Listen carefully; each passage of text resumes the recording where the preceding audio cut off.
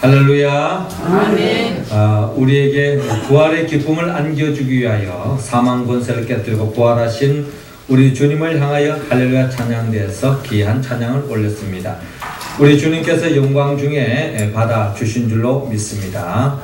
부활하신 우리 주님께 늘 감사하며 주님께 영광 돌리며 살아가는 우리 모두가 되기를 주의 이름으로 축원합니다. 우리 이 시간 옆 사람 한번 인사 나눕시다. 예수님이 부활했습니다. 예수님이 부활하셨습니다.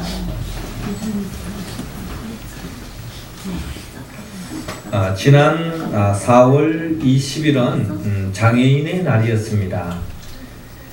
그날에 아주 우리 감격적인 기사가 하나 신문에 실렸는데요. 그 기사의 주인공은 미국의 캘리포니아 주에 사는 에밀리 페널이라고 하는 26세 된 여인이었습니다.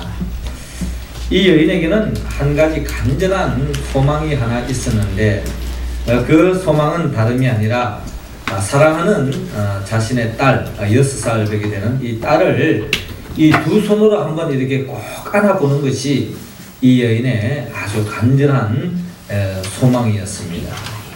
왜냐하면 이 여인은 5년 전에 즉 사랑하는 딸이 약 1살 되었을 때 교통사고로 인하여서 오른팔이 절단되고 말았습니다. 그래서 더 이상 이 갓난 아기를 오른손으로 같이 두 손을 함께 품어 안을 수 없는 그런 비극적인 삶이 계속 진행되었습니다. 그래서 이 여인에게는 단지 하나 잃어버린 오른손을 잃어버렸지만 다시 오른손이 되찾아서 이 두 손으로 이 딸을 고이 품고 사랑으로 기르고 싶은 것이 이 여인의 가장 소박한 꿈이었습니다. 그런데 이 여인이 로스앤젤레스에 있는 캘리포니아 대학에서 마침 손 이식 수술을 성공했다는 소식이 전해왔습니다. 그 손은 죽은 사람의 손을 기증을 받아서 약 14시간 동안 긴 시간에 수술을 한 결과 결국 두 손을 되찾게 되어졌고 아직까지 완전히 회복한 손은 아니지만은 그래도 손을 움직일 수 있고 또 사랑하는 딸을 품어 안을 수 있는 그런 감격을 누리게 되었다고 하는 그런 소식이 지난 장애인 날에 이 에밀리 페널 이 여인의 기쁜 감격의 소식이 신문 기사에 올라와 있었습니다. 교통사고를 통해서 오른팔이 절단되어지고 이로 인하여 더 없는 절망의 나날을 보냈지만 이처럼 이식 수술을 통해서 손을 되찾고 이렇게 해서 사랑하는 딸을 품어 안음으로 인하여서 더 없는 감격을 되찾는 이 여인의 모습을 바라보듯이 오늘 우리는 성경에서 한 여인을 만날 수 있는데 이 여인 또한 사랑하는 님을 잊고서 더없이 절망 속에 눈물을 흘렸던 여인이지만은 그러나 오늘 성경 본문이 끝날 쯤에 보면은 더 없는 감격 속에 눈물을 흘리며 기쁨을 금치 못하는 여인의 모습, 즉 막달라 마리아를 우리는 오늘 성경을 통하여 만날 수 있습니다. 오늘 우리는 우리 주님께서 이 막달라 마리아가 어떻게 해서 절망과 탄식의 삶의 자리에서 어떻게 해서 희망과 기쁨과 행복의 삶의 자리로 옮길 수 있었는가를 오늘 성경은 우리에게 밝히고 있습니다. 그렇다면 우리 또한 막달라 마리아처럼 절망과 탄식을 걷어내고 더 없는 기쁨과 행복의 자리로 우리가 나아가기 위해서는 우리는 어떻게 해야 합니까? 하나님께서는 오늘 본문 1절에서 10절을 통하여 예수님의 부활을 알아라고 먼저 말씀하고 있습니다. 자, 9절 말씀 우리 같이 한번 읽어볼까요? 시작. 그들은 성경에 그가 죽은 자 가운데서 다시 살아나야 하리라 하신 말씀을 아직 알지 못하더라. 아멘. 저를 따라하시기 바랍니다. 예수님의 부활을 압시다. 예수님의 부활을 압시다. 우리는 오늘 성경 본문을 통하여 예수님이 죽은 지 사흘이나 되는 날 새벽에 무덤을 향하여 제일 먼저 달려가는 여인 중에 우리는 막달라 마리아를 만날 수 있습니다.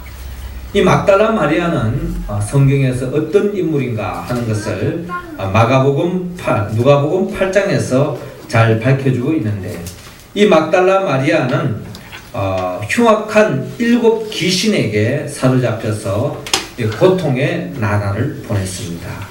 막달라 마리아는 예수님을 만남을 통하여서 결국 이 귀신으로 인하여 사람답게 살지 못하고 사람들로부터 버림을 받았던, 소외함을 받았던 이 여인이 예수님을 만남으로 인하여 치유의 은총을 맛보게 되어졌고, 또 귀신으로부터 노임받아서 새로운 삶이 시작되고 있습니다.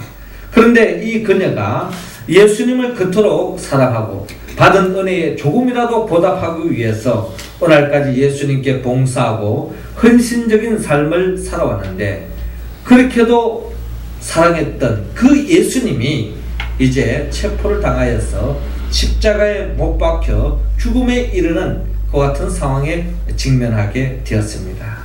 그러나 사랑하는 예수님의 그 죽음에 임박한 그 자리에서도 신락 같은 희망을 안고 예수님이 살아났으면 좋겠다, 풀렸으면 좋겠다 하는 기대지를 안고 나아갔지만, 결국 예수님의 죽음 앞에 막달라 마리아는 오열할 수밖에 없었습니다. 또 이 여인에게 더 큰 절망과 슬픔의 자리에 놓일 수밖에 없게 된 것은, 그것은 사랑하는 예수님의 죽은 시체라도 잘 보관했으면 하는 그런 마음을 가지고 새벽에 무덤을 찾아갔지만 무덤은 텅 비어져 있었습니다. 누군가가 예수님의 시신을 훔쳐간 것으로 생각하게 되었습니다. 텅 비어진 무덤을 보는 그 순간에 예수님의 시신이 도난당했다는 생각 속에 더 큰 절망과 탄식에 이르게 되어집니다. 예수님은 제자들에게 내가 죽은 자 가운데서 다시 살아나야 하리라 라고 3번씩이나 제자들에게 밝힌 바가 있습니다. 만약에 막달라 마리아가 예수님의 부활한다는 이 사실을 알았더라면 아마 이 막달라 마리아는 그렇게 크게 절망을 하지는 않았을 것입니다. 예수님의 부활을 알았다면 텅 비어진 그 무덤을 보는 그 순간에 예수님이 말씀하신 대로 예수님이 부활하셨구나 라고 하는 이 텅 비어진 그 무덤 자체가 부활의 소식을 알려주기 때문에 더 없는 감격에 빠질 수 있을 것입니다. 그런데 이 여인은 부활 그 자체를 몰랐기 때문에 막달라 마리아는 텅 빈 무덤을 보는 그 순간에 더 큰 절망에 빠질 수밖에 없게 되었습니다. 예수님의 부활을 알지 못하면 모든 것이 절망으로 보입니다. 절망과 탄식에서 헤어날 길이 없습니다. 주님의 부활을 알 때야만이 우리는 절망의 절벽에서 뛰어넘어갈 수 있습니다.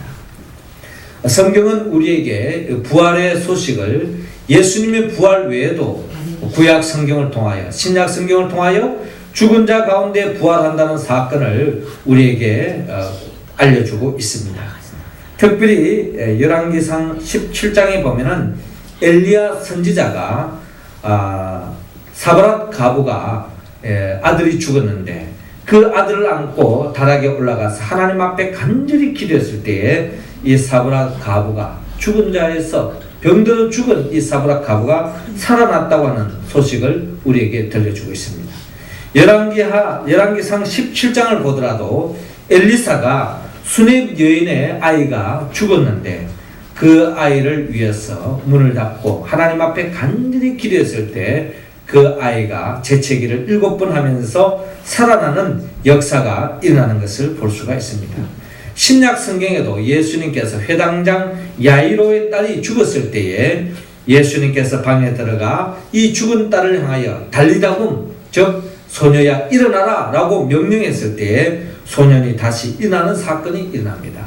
또 나인성 과부의 아들이 죽어서 관에 갇혔을 때도 예수님께서 관에 손을 대었더니 일어나라 하니까 살아나는 역사가 일어났습니다.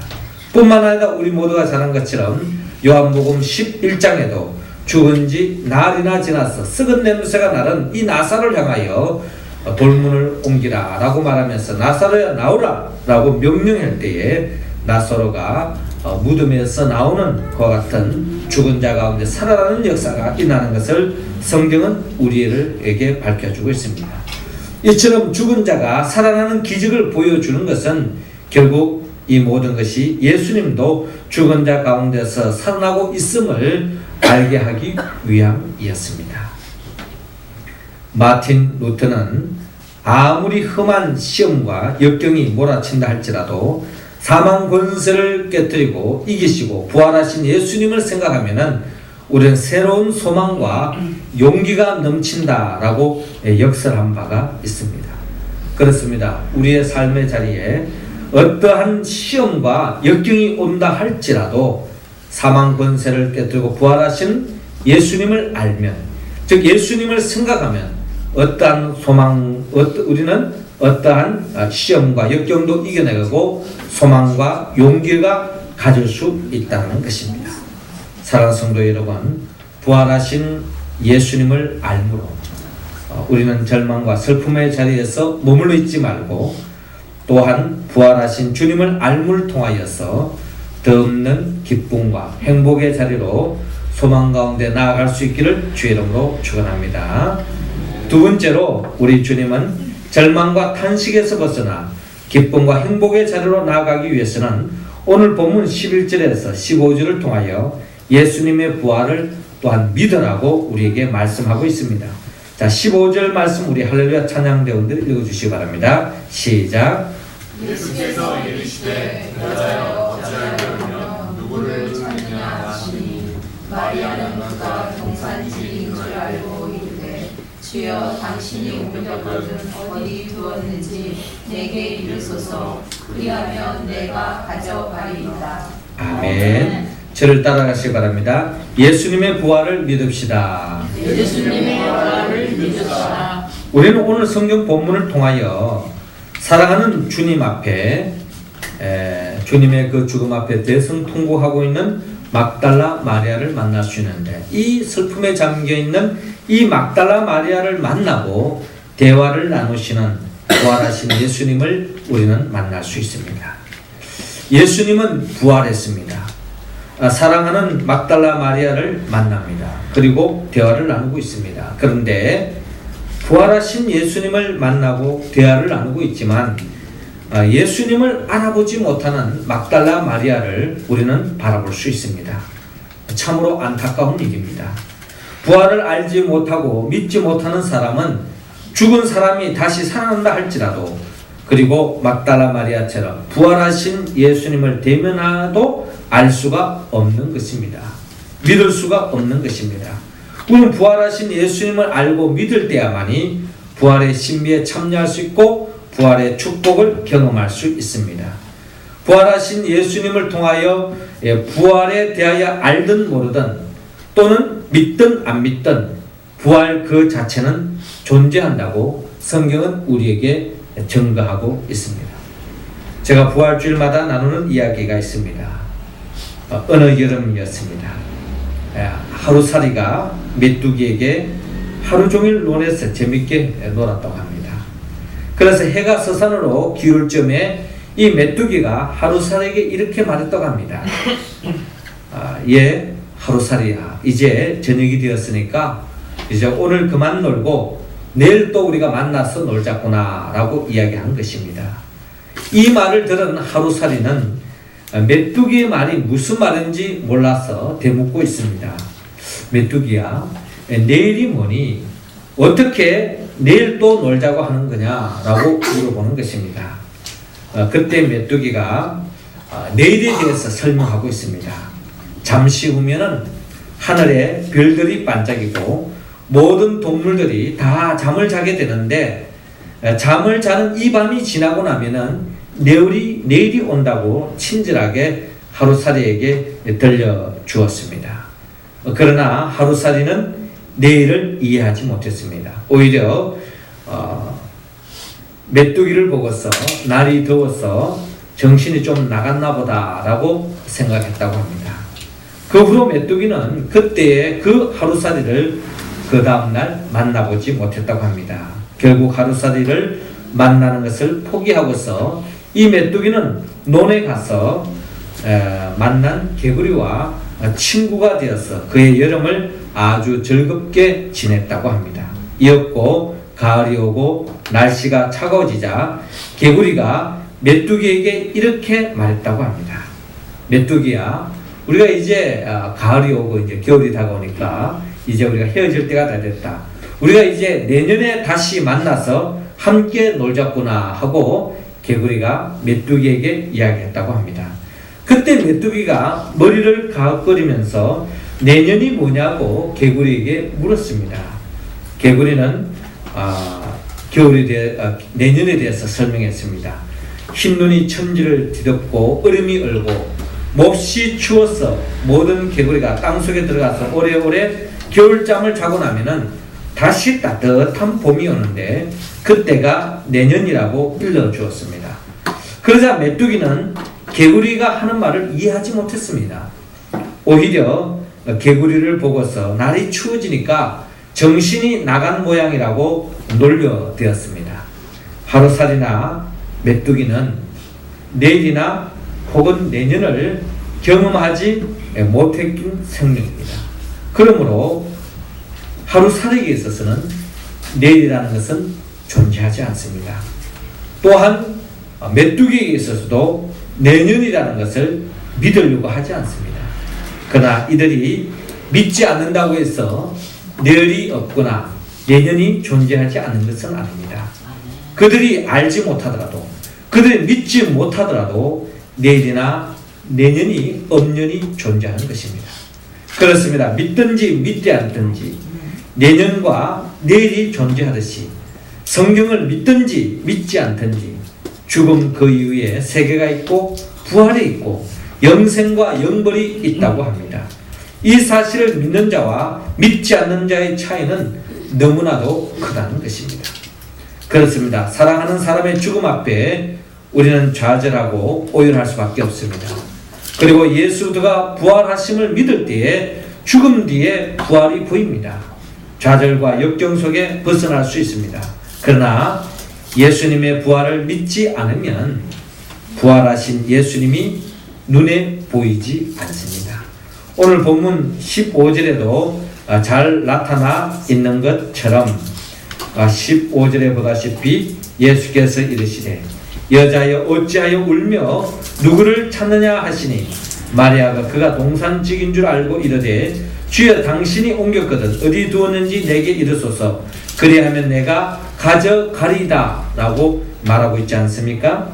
이처럼 예수님의 부활을 믿음으로 말미암아 삶의 자리에서 부활하신 예수님을 여러분 꼭 만날 수 있기를 바랍니다. 지금도 부활하신 주님이 여러분 곁에 앉아 계신다 할지라도 여러분들이 부활을 믿지 않는다면 그 부활의 주님은 알아볼 수 없고 만날 수도 없을 것입니다. 여러분들은 부활의 주님을 믿음으로 말미암아 여러분 곁에 항상 함께 하시는 그 부활의 주님과 동행함으로 결국 슬픔과 탄식의 자리에서 벗어나 감사와 기쁨과 행복이 넘치는 삶으로 나아갈 수 있기를 주의 이름으로 축원합니다. 마지막 세 번째로 절망과 탄식에 벗어나 희망과 기쁨이 넘치는 삶으로 나아가기 위해서는 주님께서는 오늘 본문 16절에서 18절을 통하여 예수님의 부활을 전하라고 말씀하고 있습니다. 자, 18절 말씀 우리 다 같이 읽겠습니다. 시작. 막달라 마리아가 가서 제자들에게 내가 주를 보았다 하고 또 주께서 자기에게 이렇게 말씀하셨다 이러니라. 아멘. 저를 따라 하시기 바랍니다. 예수님의 부활을 전합시다. 예수님의 부활을 전합시다. 우리는 오늘 본문을 통하여서 부활하신 예수님을 믿고 만남으로 부활하신 예수님의 명령을 따라 부활의 소식을 전하는 막달라 마리아를 바라볼 수 있습니다. 좌절과 탄식 속에 신음했던 막달라 마리아가 부활하신 예수님을 만남으로 즉 부활하신 예수님을 제자들에게 전하게 되어집니다. 내가 예수님을 보았습니다. 내가 예수님을 만났습니다. 또 예수님은 죽은 자 가운데 부활했습니다 하고 부활의 증인이 될 때에 막달라 마리아는 참된 기쁨과 행복을 맛보게 되었고 부활하신 예수님을 전할 때에 두려움을 떨었던 제자들도 막달라 마리아와 함께 부활의 기쁨에 참여하는 것을 바라볼 수 있습니다. 18세기의 독일의 작가 요한 볼프강 괴테는 그의 대표작 파우스트라고 하는 책을 짓게 됩니다. 이 주인공인 이 파우스트가 세상의 모든 학문과 기술을 통달하고도 그 마음에 평안이 없었습니다. 그래서 죽음의 공포와 삶의 수수께끼를 해결하지 못해서 차라리 독약을 마시고 스스로 자기 생명을 끊으려고 하는 순간이었습니다. 그때에 새벽 공기를 타고 멀리서 들려오는 교회에서 예수 다시 사셨네라는 부활의 찬송을 듣게 되어집니다. 그날이 마침 부활절이고 오늘 또 우리가 새벽에 부활주일 새벽기도를 드렸던 것처럼 아마 그날에도 부활절 새벽기도에 모든 성도들이 부활을 찬양하면서 부활을 축하하면서 찬양 소리가 아마 이 기전에 이 파우스트에게 귀에 들려옵니다. 죽음의 권세를 깨뜨리고 부활하신 주님의 소식을 듣는 그 순간에 그의 삶에 자리 잡고 있는 모든 부조리로 인하여서 죽고 싶은 자살하고자 하는 이 충동에서부터 벗어나서 부활하신 주님으로 인하여 새로운 용기와 소망을 가짐으로 자살을 중단하고 새로운 인생을 찾았다고 하는 그런 이야기가 있습니다. 인간이 예수 그리스도를 만나지 못하면, 즉 부활하신 주님을 만나지 못하면 죽음을 향하여 다스려 갈 수밖에 없는 불쌍한 존재입니다. 오직 그 죽음의 길을 막을 수 있는 분은 예수님 한 분밖에 없습니다. 예수 그리스도를 믿을 때 죽음은 더 이상 우리를 지배하지 못합니다. 우리는 예수 그리스도의 부활을 믿을 때에 죽음의 공포도 이길 수 있습니다. 부활이 없는 인간에게 죽음은 너무나도 무거운 짐입니다. 그러나 부활을 믿는 자에게는 죽음은 가벼운 짐이 될 수밖에 없습니다. 부활이 있기 때문에 죽음이 힘을 쓸 수 없기 때문입니다. 그러게 20세기 독일의 신학자 칼 바르트는 인간의 최후의 목표는 죽음이 아니라 부활이다라고 말한 바가 있습니다. 우리는 지난날 죄 때문에 죽음에 이를 수밖에 없습니다. 멸망할 수밖에 없습니다. 지옥불에 떨어질 수밖에 없습니다. 그러나 주님께서 우리 모든 죄를 짊어지고 십자가에 못 박혀 죽으시고 사망 권세를 깨뜨리고 부활하심을 통하여 우리의 인생의 목표는 죽음이요 지옥이 아니라 우리는 생명이요 부활이라는 것을 믿으시기 바랍니다. 그렇습니다. 우리 주위에는 아직도 절망과 좌절 속에 모든 것을 포기하고 자포자기한 사람들이 많이 있습니다. 죽음으로 모든 것이 끝났다라고 생각합니다. 사랑하는 가족, 사랑하는 부모, 사랑하는 자녀, 사랑하는 동료, 사랑하는 애인, 사랑하는 사람이 세상을 떠났을 때에 모든 것을 단념할 수밖에 없고 자포자기할 수밖에 없는 절망의 자리에 놓이는 것이 우리의 인생길입니다. 그러나 성경은 우리에게 분명히 이야기합니다.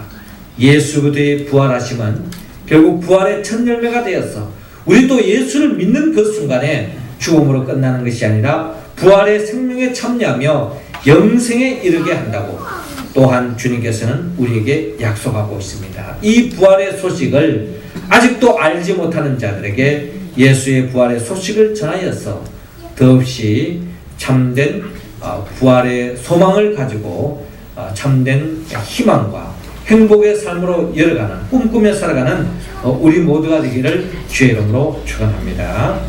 사랑하는 성도 여러분, 오늘 주님은 이 부활주의를 통하여서 다시 한 번 더 예수님의 부활을 알아라고 말합니다.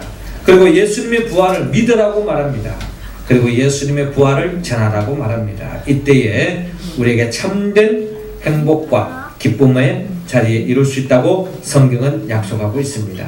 우리가 어떻게 이 말씀에 응답할 수 있습니까? 우리는 성령의 도움을 받아야 됩니다. 예수님은 나를 위하여 십자가에 못 박아 죽으시고 나를 위하여 부활하신 그 예수 그리스도를 믿음으로 말미암아 예수의 영보혜사 성령의 도우심으로 부활을 알고 또한 믿고 이 부활의 소식을 전함으로 막달라 마리아처럼 더없이 탄식과 절망의 자리에서 벗어나 감사와 기쁨과 행복이 넘치는 삶으로 나아가는 우리 모두가 되기를 주의 이름으로 축원합니다. 기도드리겠습니다. 생명의 영 보혜사 성령님이시여 이 시간 우리 모두에게 부활의 영으로 충만히 채워 주옵소서. 그리하여 예수의 부활을 다시 한번 분명히 알고 확신 속에 믿고 또 부활의 소식을 전함으로 말미암아 이 땅에서 절망과 고통 속에 신음하는 자들에게 부활의 소식을 전해주므로 더없이 하늘의 기쁨을 맛보며 새하늘과 새 땅의 복을 누리며 살아가는 우리 모두가 되게 하여 주옵소서. 예수님의 이름으로 기도드리옵나이다.